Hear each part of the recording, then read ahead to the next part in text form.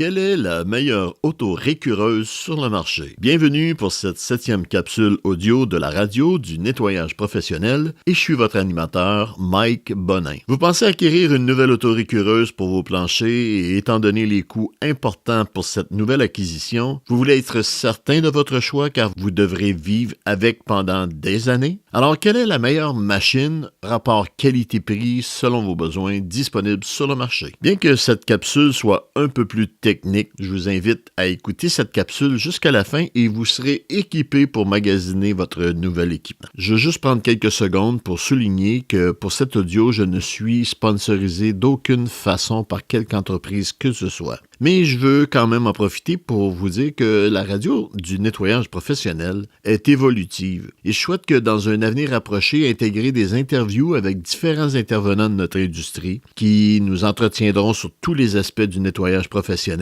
et ainsi en faire profiter notre réseau. Donc, si vous avez des suggestions de sujets ou d'interviews, n'hésitez pas à me les proposer en commentaire ou en message privé. Revenons à nos moutons. Quelle est la meilleure auto récureuse sur le marché? Premièrement, il faut avouer qu'on peut se débrouiller avec n'importe quelle machine, avec des résultats qui sont variables selon la complexité des travaux à effectuer. Bien que je sois extrêmement fasciné par le génie des nouvelles technologies des fabricants de machines pour l'entretien des sols, j'ai abordé 4 critères importants qui, à mon avis, sont extrêmement importants lorsque vient le temps de choisir. Alors, le premier critère, ce serait la pression des tampons. Cette pression doit être ajustable selon les besoins de la tâche à effectuer. Lorsque je donne une formation technique, je mets beaucoup l'accent sur l'importance de varier la pression selon le type de travail à effectuer. Alors, un spécialiste de l'entretien des sols doit comprendre qu'une pression inadéquate des tampons peut le rendre contre-productif dans certaines situations. Alors, si la pression n'est pas ajustable facilement et vraiment variable, pas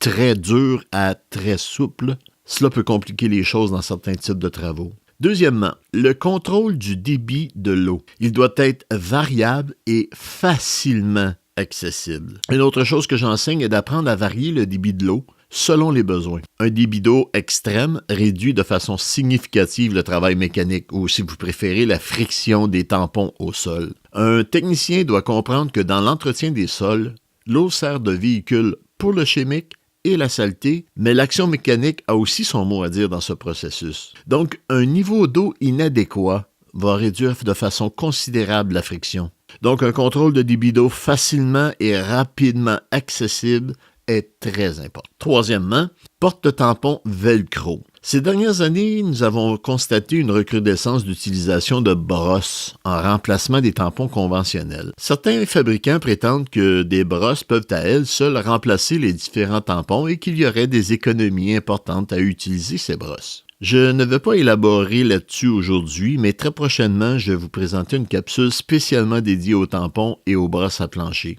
Mais pour aujourd'hui, ce que je peux vous dire, si vous avez des planchers cirés ou de marbre, de granit, de porcelaine ou de béton poli, je vous suggère pour l'instant d'éviter les brosses. Je ne dis pas que les brosses ne nettoient pas, mais il y a d'autres facteurs importants à considérer et ce n'est pas le but de cet audio. Quatrièmement, écoutez, ce n'est pas obligatoire, mais un squeegee manuel au lieu d'électronique, bien c'est un must et ça aide à sauver du temps. Et surtout si vous avez à nettoyer régulièrement la lame de votre squeegee. Je vais rajouter un 5e élément important, d'après moi. Je vous suggère d'opter pour une machine de couleur mauve de préférence.